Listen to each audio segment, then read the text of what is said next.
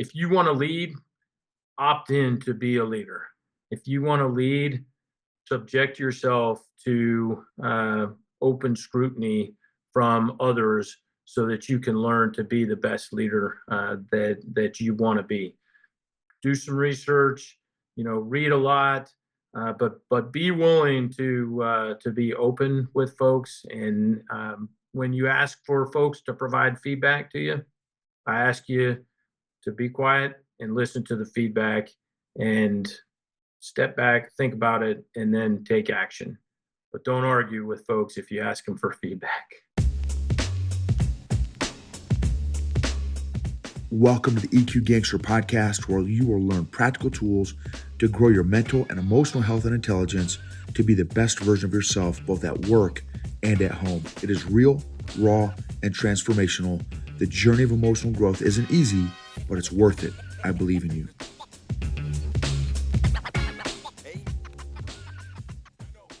EQ Gangsters, I am here with an incredible leader, Bob O'Brien, Colonel, retired, recently retired from the Army, West Point grad, and the director or the head, the big cheese, the grand queso of the CAP, Commander's Assessment Program, which he'll go into kind of break all that stuff down for us.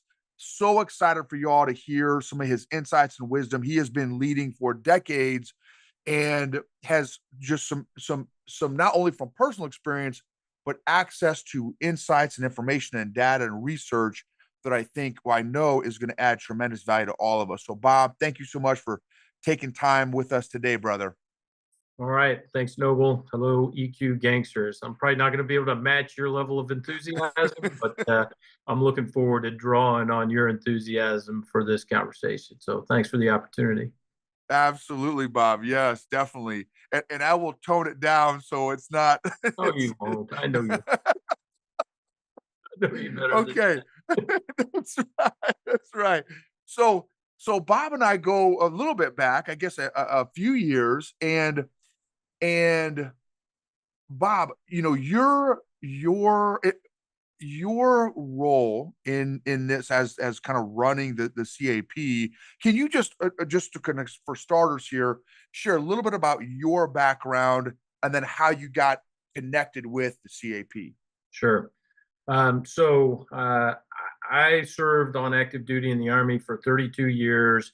And a few years before retirement, I got a great invitation from the Vice Chief of Staff of the Army, then General Martin. Both myself and one of my colleagues, a fellow colonel, same year group, both of us got invited to stay on active duty beyond our mandatory retirement date, which was supposed to be at 32 years. Each of us got an invitation to stay for 33 years, so an additional 3 years. I opted to stop that at 2 so I could force some talent management decisions and some succession planning. And I ended up retiring from active duty, and I was fortunate enough to get hired back in a civilian role to continue leading the Commander's Assessment Program. We call it CAP, and there are many different versions of CAP. But we're taking on a temporary role as what's classified in the government as a highly qualified expert or an HQE job. It's temporary, pending some future decisions on what the permanent structure looks like for this organization. So I served throughout the Army worldwide, served in the 101st Airborne Division, the 1st Infantry Division, the 82nd Airborne Division a couple of times, and then a number of other assignments to include overseas deployments to Kosovo and Afghanistan. Also spent some time in Germany and Turkey, and I've lived from coast to coast in the continental United States as well. That's amazing. And so thank you for your literally lifelong dedication of service to the country and your family's dedication as well. How have you grown the most, Bob, as a leader? I have grown tremendously as a leader from when I was young, and I will admit that I was kind of a hothead, especially even as a major serving in the 82nd Airborne Division. The culture is very aggressive, very type A, and after that, that was kind of a turning point in my life. And I adjusted some of my leadership style to be much calmer from about that point, which was, maybe 12, 15 years ago. I went on a pretty developmental journey. And I'm not afraid to admit, I've done this in other podcasts, but I'm not afraid to admit that if Major O'Brien had to come through the command assessment program to compete for battalion command, I might have been at risk of not being selected for being a counterproductive or a potentially toxic leader. I've grown a lot since then, and really focused on what the command assessment program is built on as a foundation, and that is the Army Leadership Doctrine. It's called Army Leadership in the Profession, or Army Doctrine Publication 6-22, Leadership in the Profession. There's a model in there called the Army Leadership Requirements Model that lays out the attributes and competencies that we expect our leaders to have. That's the foundation of CAP, and everything we're doing is pointing towards measuring people against that Army Leadership Requirements Model and holding people accountable to what our doctrine says we expect of our leaders. Wow, that's excellent. So you made a comment there, Bob. I just want to jump on for a second and see how what shakes out here. Because 82nd was the unit I was in also. I was in 2nd Brigade. And how does the culture of a unit or an organization affect or impact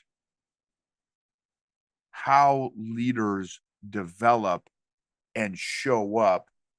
And are there ever conflicts between the culture of a unit and what the Army is looking for in their commanders? Yeah, I get asked that kind of question frequently, sometimes in a broader scale. The way it normally comes across is, are we putting the Army in a position where we at CAP are disqualifying the future Pattons and MacArthurs from becoming leaders? And I don't think so, right? The culture is different now. The national culture is different now, right? What the youth of America and what the families of America will accept from leaders in our military is different.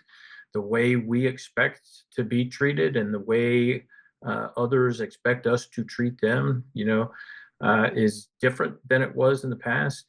Now we're in a very different national economic state. There's a lot of good going on.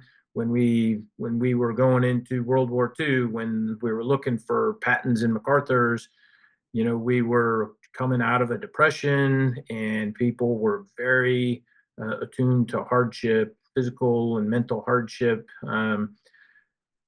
But that's not to say that we're not as resilient now as we were in the past, right? It's just different. And we couple that with the complexities of warfare in the modern world is much more of a multi-domain type of battle. And what we were worried about, when we were looking for Pattons and MacArthurs, we were looking for combined arms warfare and just looking at how do we synchronize things on the land. And every now and then we'd bring some things in from the air and maybe from the sea. But that was more combined arms. Now we're thinking about things in space. We're thinking about things in the information domain. We're thinking about land, sea, air working together. We're thinking about other government agencies coming in to help. So warfare has gotten so much more complex. And to handle that, we need leaders who are who are cognitively capable of handling very complex environments. So one of the things that we're measuring here at CAP is a leader's ability to think under pressure and think under time constraints, right? So a broader cultural shift in warfare is really what we're looking at selecting leaders to do. Now, to get at your question a little bit more directly, culture in an organization affects everybody differently, and you know you'll move from unit to unit in military circles or whatever organizations you move between, and the culture will be different. There are some things that I think it's important for new people coming into an organization to assimilate. There are some things that are values based, that maybe they're right, maybe they're not right, right? And that's why focusing on what the Army leadership requirements model is asking us to do in terms of leadership effectiveness and leadership productivity is the foundation for everything we're doing here at CAP. That's great. Wow. So the corporate version of what you just shared, one of the corporate buzzwords, and maybe it is in the military as well, is leaders that handle VUCA environments, right? Volatile, uncertain, chaotic, and ambiguous. And it's not cookie cutter and four right angles, and right, it's like you said, multi-layer, multi-dimensional, and I would argue it's the cognitive and emotional side of, so you got to have the intellectual ability to process all that stuff, but also you got to have the emotional ability to process those things, because of the things that you had mentioned earlier too, about the state of the country right now, right, has different expectations, and I would argue kind of cultural left and right limits that were very different than when I was joining the Yeah. military. How does a leader, a younger leader, a junior leader, lieutenant, captain, and even in corporate America, that's kind of early starting in the career, how do they prepare to become effective, productive, and not just survive, but thrive in VUCA environments, whether it's, again, in the military or out of the military? I think one of the hardest things, especially for young leaders to do, is to make the time, not take the time, make the time to step back and think about situations before acting. And sometimes you have to act very quickly, but even just a a slight pause to, okay, are we doing this right before act? Are we doing the right things right, or are we doing the right things wrong? Right? That's that's where you kind of run into challenges, especially for young leaders, right? And by and large, leaders are trying to do the right things. Sometimes leaders trying to do the right things stray into doing those right things the wrong way, right? And so just that little step of, okay, how do I do this? How do I act in this situation? And I say act deliberately rather than react, right? How do I act in this situation that is the right way to act, so we're doing the right things right? Love that. That's a fascinating thought, which now that was a great setup to go down the path that you had mentioned before we started recording. Is, and something that I'm passionate about is feedback. Yeah. Is, as I'm the one of the oldest guy that does jujitsu right at any of the gyms I train at. I mean, I'm out for a little while because I jacked up my shoulder, but in 98% of the gyms, I'm the oldest guy on the mat. But one of the things that I love about jujitsu is you get immediate feedback, right? On, Yeah. oh, hey, I can't leave my arm out, or maybe I need to protect my neck, or but in the business world, in the military world, as leaders, we don't always get that immediate feedback. Or if we do, that feedback is much more subtle, that in my world requires some emotional intelligence, some social awareness.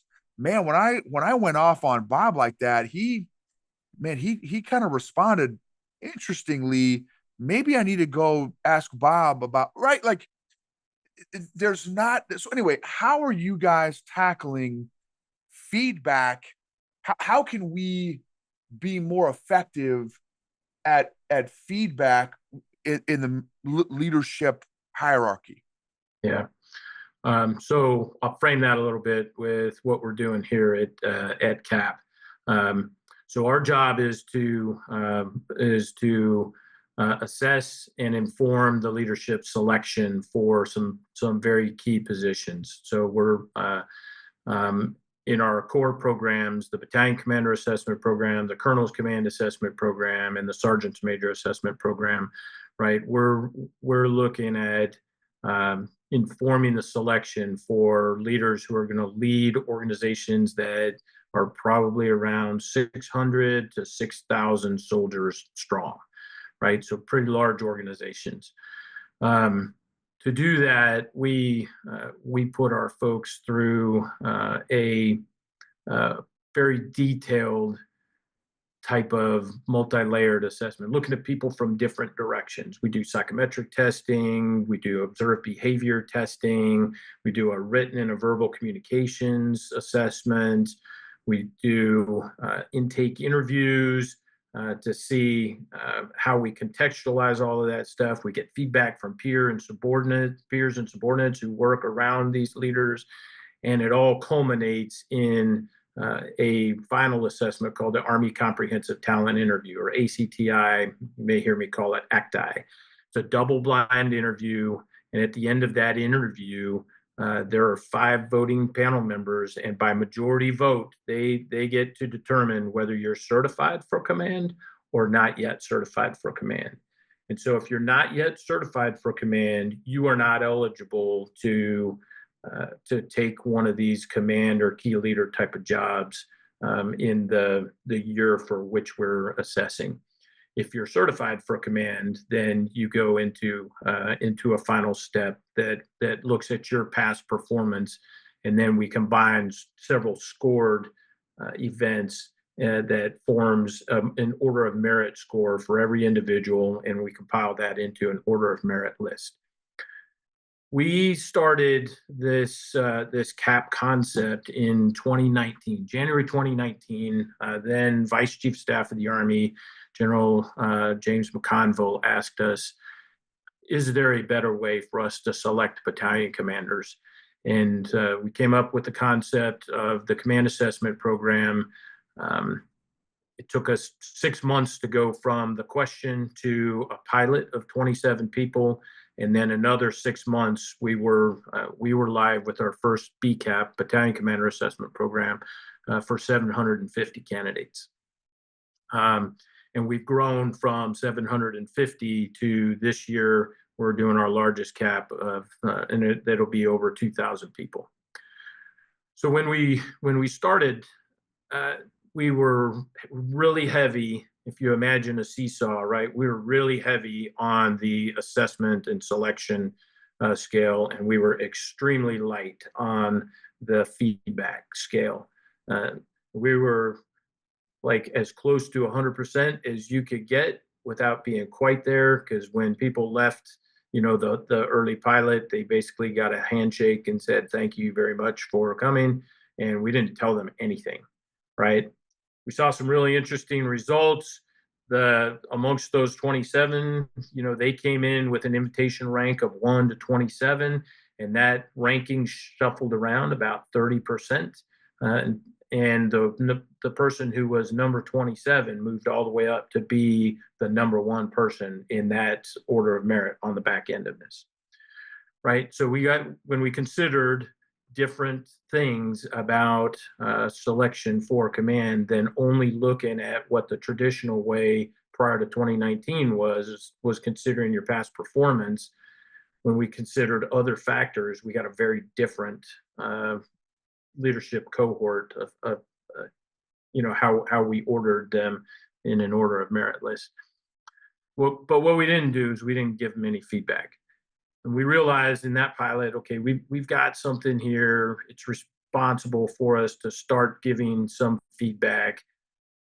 But we were really concerned about people being able to game the system and figure out what was going on and come in and present a false version of themselves. So our feedback in that first cohort of January 2020, we call that BCAP 21. That was, they got a little bit of feedback. They got about 15 to 30 minutes of feedback with an operational psychologist, but it was really vague, and they walked away. Those candidates walked away wanting for quite a bit. Over the last 5 years, we have developed our feedback loop to be much more detailed, and we've brought that balance, that seesaw, almost in alignment, where we are about 51% assessment and selection and about 49% feedback. That's done a lot for the individuals. It's done a lot for us as an organization too, because it's helped us turn the corner into cultural or toward cultural acceptance of this as a significant step as people are competing for jobs. So what happens now is after the vote is cast in this talent interview, right? Our candidates leave one building, go to another building. We put them in a room with a guided self-reflection sheet and give them some decompression time, right? And so it's a guided self-reflection time. They've got this worksheet. They can kind of work through their thoughts. We're deliberately putting that in there so that they can organize their thoughts, because when we didn't have that in the feedback loop, people got into their feedback sessions and they didn't realize that they were getting feedback because they were so amped up about the results of the interview. So after that guided self-reflection time, it's about 15 minutes, we put them in a room with a psychologist, one-on-one, psychologist that's specifically trained to give them developmental feedback, strengths and vulnerabilities. That lasts for about 45 minutes. And they go through the entirety of the assessment results. They won't give them things to anchor on specific scores, but we'll give them, here are the things that you're strong at doing. Here are your strong talents. Here are some vulnerabilities. And then we'll start working on strategies to strengthen the strengths. And if they want to choose to work on some vulnerabilities, they can work on those as well. So then they leave here. They leave that event. They go from there into a small group AAR. This year, about 16 people at a time will spend up to an hour giving us feedback so that we can improve the program and so that they can get any systematic or administrative questions answered that have been kind of burning in their minds. So it's a multi-feedback loop, right? So we're taking that and we're able to really be a learning organization.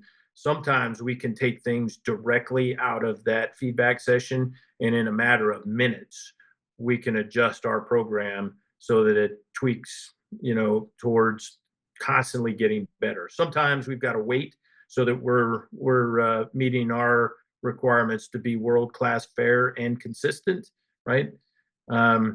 But even 2 days ago, we identified a change that we want to make. We're not going to make it with the current CCAP group that we've got in, but next week we've got a BCAP crew coming in. We're going to make a change when we get a different population of folks in here that's going to, and we're going to test it out to see how it works.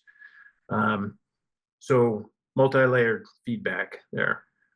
Then after that, the morning that our candidates out processed, 5-day process, on the 5th day, they leave early in the morning, we give them written feedback, right? So they can see how they scored in their assessments against their peer group. They can see in each of the scored events how they scored. And there's a temperature gauge on the bottom of this feedback card that gives them a sense of how they are leading. Okay, so that's a bit of feedback.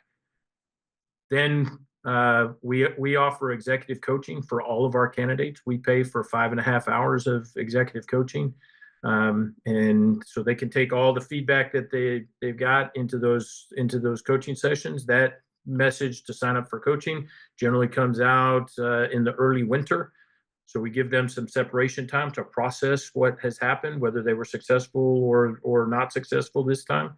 And then in the spring, we send them a final layer of feedback, which is a 6-page written report called the developmental feedback report, that helps them see themselves after they've gained quite a bit of distance from CAP. Lots of feedback. I can go on if you're okay, because we've got a couple more layers. Oh, this is, this is incredible, Bob. So yeah, keep going. Okay, so for folks who are not successful at CAP, they earn a rating of not yet certified for command. We're not telling them they are not certified. We're not telling them that they failed. We're just saying they're not yet certified for command. I personally notify the majority of those, and if we get to a certain threshold, I'll call in an alternate team to help with the notification. So I personally notify them, make sure that they're getting some takeaways from their developmental feedback that they got from the psychologist earlier in the day.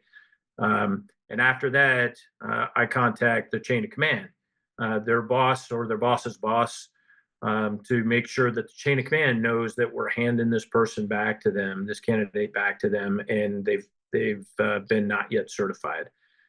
And I invite the chain of command to contact me to get some more feedback if they're interested. Great development this year. We've been doing this for 2 years now. Last year, about a third of the leaders who I contacted about not yet certified candidates would come back to me and ask for more feedback. This year, so far, we're well over 50% of the leaders have contacted me asking for feedback, and it may be written feedback. I've had phone calls. I've done virtual calls like this. So we're doing that as well. And then this, for the last 2 years also, candidates can contact us and have a running dialogue with us. And we invest in quite a bit of development for the candidates, and it's individualized development. Like, we're looking at their assessments and trying to figure out, okay, what will really help this person develop where they want to go. Okay.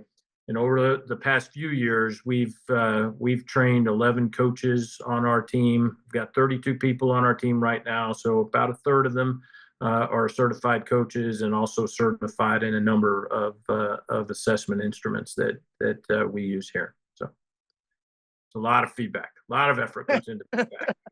Incredible. Oh, as a leadership junkie, that is just exhilarating to me, that you are providing, because for me, I just think about, man, what if I had that exposure or opportunity to get that much feedback on my journey, right? And Yeah. I could almost argue, man, how cool would it be to move CAP and BCAP even down to, Well, so we're doing that. And so part of me coming back out of uniform into this is to help build out that capacity to earlier, and not focused on a singular population, right? So our major populations right now are commissioned officers. We've got some senior non-commissioned officers in this, but really we're looking at expanding this capability across the entire life cycle of leadership. So from the very first moment an individual becomes a leader to the very last moment that they're a leader, that we've got tools that we can help them become better leaders, and not in a large classroom instructional type of thing where everybody, maybe falling asleep with somebody who's flipping PowerPoint slides. But I'm talking like individualized investment leadership, focused on data on that individual and what their talents are, and what their talents are not. And we can help them develop those talents into really, really strong strengths. And we can help them understand where they've got some vulnerabilities. And then they can make a choice. Do I want to work on those vulnerabilities, or do I want to surround myself with people who are strong in the things that are my vulnerabilities? So I've got a complementary team of people.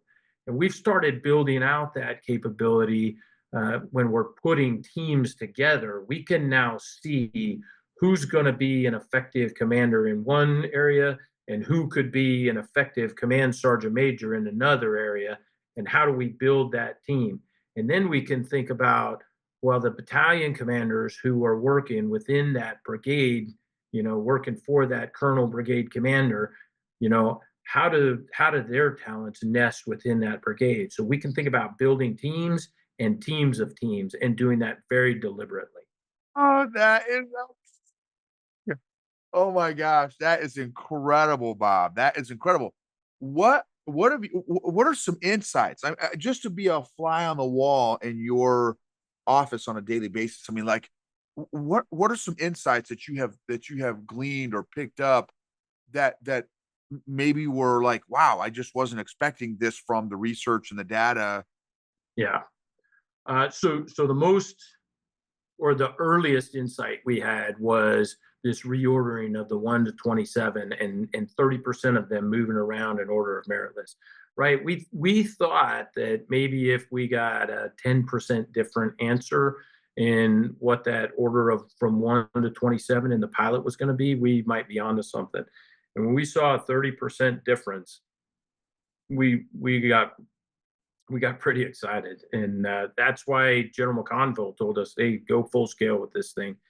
Um, so that was significant. Looking at people from different perspectives gives us the ability to understand people better, and put the right leaders in the right jobs at the right time, and look at that over time. Okay. Um, we also, as we compared our early results to the previous way that commanders were selected, primarily through the lens of their boss and their boss's boss, right? It was a pretty subjective way, but when we added in objective data, we found that the leaders that were coming out of the entire system and getting selected for command were more cognitively capable. They were in better physical condition. They were better written and verbal communicators, and they had less propensity to exhibit counterproductive or ineffective leadership traits, right? And we can objectively measure that. So those are our short-term measures. We had some encouraging results that are starting to come out, and we've looked at what's happened over time with people who have been relieved or fired from jobs. Small number of people every year, right? So on average, you're talking about like 16 to 17 people are getting relieved for a variety of reasons.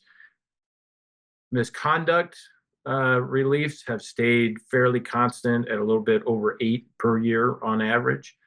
The leadership reliefs, people who are leading counter to our leadership doctrine, has reduced from a little bit over 8 per year to just over 5 per year, right? Very small numbers. We're encouraged by those results, but we're being very careful not to really draw hard conclusions from that yet, because the numbers are so small, but it's encouraging. As we look at big data and what the data is showing us, we're seeing that leaders who have discipline, are organized, and have a high level of self-awareness are the leaders who are most effective at their jobs, and most effective at getting through the assessment system here at CAP. Okay. And we've done some analysis of people who have been relieved over the last couple of years, and 77% of the people who have been relieved for leadership reasons over the last couple of years exhibit lower levels of discipline, organization, and self-awareness. that's amazing. That's incredible. Those are so discipline, organization, and self-awareness. How okay, I'm a leader. I'm listening to this, this interview. Those are the three kind of big rocks that I could kind of really start chewing on and working on. Are what resources would you recommend if I want to work on growing my discipline, organization, and self-awareness? What resources, tools? Um, well, I think taking some type of assessment to understand yourself, if you're not in a space where you're getting assessed like our candidates are and you're not getting feedback, being willing to take some type of assessments, and there are a lot of them out there. I don't want to name what we're talking about, and I can't do anything to endorse these companies, but there are a number of assessment tools out there that we're using and that are commercial off the shelf type of stuff. Some of the stuff that we're using for assessments, you have to be a licensed psychologist to be able to administer and interpret. But there are commercial off the shelf things that the average person can either sign up to take, or you can get certified to take. I'm certified in a number of assessments. So that's one. That's kind of on the higher expensive end type of thing. Um, I'd say one of the most effective and most practical and cheapest in terms of money, but maybe most valuable in terms of effectiveness would be get out there and talk with the people who are working around you, whether that be, the people you work for, your peers, your subordinates, your team, and talk to them about, okay, give me some feedback about my leadership, right? And then shut your mouth and listen. Just listen. Let them say their piece. Don't argue. Don't rationalize. Don't justify. Just listen. And then step away and think about it, because there are some nuggets. Every time leaders ask people about how they're doing, how they're leading, there are always nuggets. And one of the most common mistakes leaders make when they ask those questions, because they mean well when they do it, but then they start trying to rationalize why they made some decisions. Okay. That is probably the most effective thing that can happen. Now, incidentally, I talked about our candidates who are not yet certified for command, right? What's awesome about CAP that did not exist prior to 2019 in our command selection process was uh, CAP offers people the opportunity for redemption, to be able to lead after having gone through a developmental journey. So you can learn a lot about how you're leading here, um, and go back and take those lessons and develop your leadership. 84% of the people who are not yet certified for command, one time on a return trip, they end up being certified for command. Many of those folks have already gone into command positions and are doing very, very well after they've taken what some of them call a punch in the gut, a reality check, right? But then they realize, okay, maybe there's some stuff I can work on, and they work on that. Some of the most successful people who are doing really well in command now, after going through that journey, have gone back to their peers, their subordinates, their seniors, and had that really hard discussion about, how am I leading? What am I doing that is not in line with our Army leadership doctrine? And if they listen and they do something about it, they take the advice, not only do those people stand a good chance of coming back, but when we solicit peer and subordinate feedback on those individuals, we have been able to measure the change, the improvement from one year to the next. Because some of the people that we poll on that peer and subordinate feedback are the same people that may have initially provided negative input. I have read comments in peer and subordinate feedback that says, Bob came to me and said he was unsuccessful at CAP one year and wanted to know what he was doing to lead poorly. And I told him, and he listened. And I can see significant change in him this year. You should select him for command. I have seen comments with that theme in them multiple times over the years here at CAP. That's amazing, Bob. That is amazing. And you know, and not to push coaching, but to push coaching, that's another feedback mechanism. Yeah, Right. absolutely. And ultimately what, you know, man, you provided some excellent, oh, what an, I mean, Bob, what an amazing opportunity to influence the current and future leaders of the country, Bob. That's incredible. Okay. So wrapping up here, Bob, how do we find you? How do we follow you? Do you have any resources, websites that we can go to learn more about you and Yeah. what you're doing? Yeah, thanks for that. So our primary website is behind a common access card firewall. So you gotta have a common access card to do it. It's on the Human Resources Command website, but you can reach resources in an open source website that is talent.army.mil/cap, talent.army.mil/cap. You can link up with the Command Assessment Program, U.S. Army Command Assessment Program on LinkedIn. That's our organizational LinkedIn site. You can find me on LinkedIn, and a lot of the resources that are in our various locations are also resident on my LinkedIn page, and I'm at Bob O'Brien 4 on LinkedIn.